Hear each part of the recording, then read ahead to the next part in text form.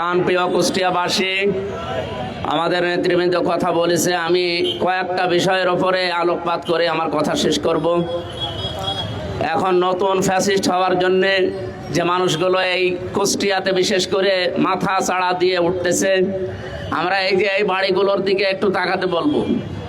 এই সেই বাড়িগুলো যেখান থেকে পানির বোতল, শরবতের বোতল আমাদের জন্য এই মানুষগুলো ফেলে দিয়েছিল।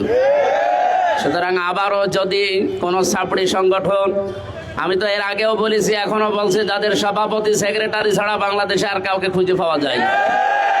সুতরাং বাংলাদেশের এই সন্ত্রাসী দল এইটা এখন আর গণ অধিকার পরিষদ নেই, এটা গণধিকৃত পরিষদে পরিণত হয়ে গেছে।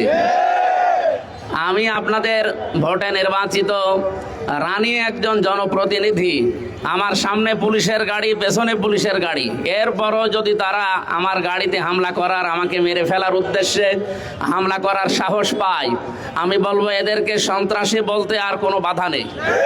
সুতরাং কোনো সন্ত্রাসীর জায়গা আমার এই কুষ্টিয়াতে হবে না। আমরা যতদিন আছি, বাংলাদেশ জামাত ইসলামী, ইসলামী ছাত্র শিবির, তাওহীদি জনতা এই কুষ্টিয়াতে যতদিন আছে, কোনো সন্ত্রাসী কর্মকাণ্ড আমরা চলতে দেব না ইনশাআল্লাহ। প্রশাসনকে আমরা আহ্বান জানাই, কোনো দলের লেজর ভিত্তি করা যাবে না, সে যেই হোক। আপনারা সরকারি লোক, সরকারের দায়িত্ব পালন করবেন। এই কুষ্টিয়ার ডিসি, এসপি, ওসি, টিওনো যারা সরকারিভাবে দায়িত্বে আছেন, জনগণের জন্য যদি কাজ করেন এই কুষ্টিয়াতে থাকবেন, জনগণের জন্য কাজ না করলে আপনাদেরকে আমরা বিদায় দিতে বাধ্য হব।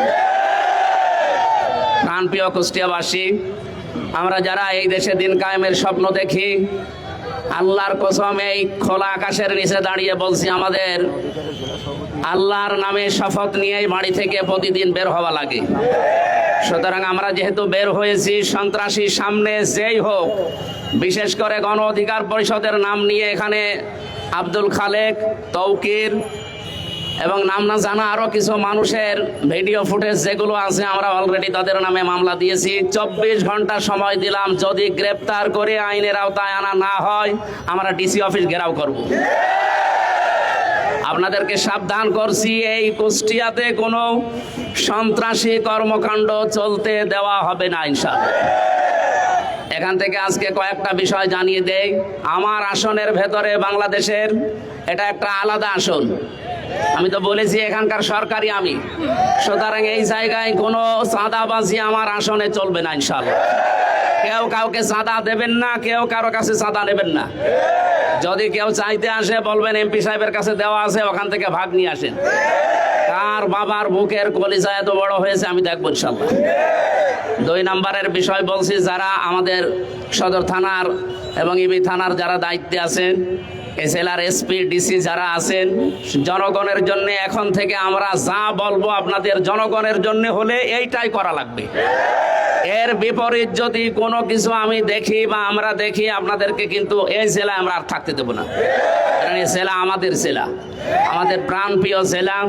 এই জেলাকে আমরা যেভাবে সুন্দর এবং স্বচ্ছভাবে গড়তে চাই, আপনাদের সাহায্য নিয়ে আমরা আশা করব আপনারা সাহায্য করবেন।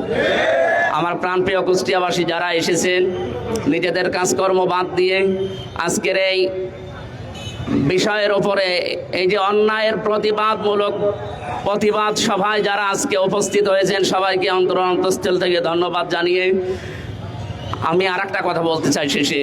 বাংলাদেশে এই 55 বছরে যে গেমটা জামাত শিবিরের উপরে খেলা হয়েছিল, রাজাকার, আলবদর, জঙ্গি, বিভিন্ন ট্যাগ দিয়ে, এগুলো ভারতের একটা নাটক।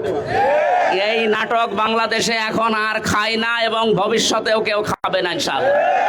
সুতরাং আমরা সন্ত্রাসীদেরকে জানিয়ে দিতে চাই, এই দেশে জামাত ইসলামী এবং ছাত্র শিবিরের ওপরে এই ট্যাগ যদি কেউ দিতে চান, আমি স্পষ্টভাবে আপনাদেরকে বলছি, যেহেতু এটা ভারতের তৈরি করা নাটক। আল্লামা দেলাওয়ার হোসেন সাঈদী সংসদে বলেছিলেন, আমাকে যারা রাজাকার বলে এরা পিতৃ পরিচয়হীন অবৈধ সন্তান। সুতরাং এখন থেকে আর কোনোদিন কেউ যদি জামাত ইসলামের শিবিরের ওপরে এরকম উল্টাপাল্টা ট্যাগ দেয়, আমি ঘোষণা দিলাম ওইগুলো ওইরকম বাবা মাহীন সন্তান। আল্লাহ আমাদেরকে ন্যায়ের পক্ষে থাকার তৌফিক দিন, আমিন। আজকে আমাদের প্রধান অতিথি কুষ্টিয়া 4-এর মাননীয় সংসদ সদস্য, উনি কথা বলবেন। আমার এ পর্যন্ত বলে শেষ করছি। আসসালামু আলাইকুম।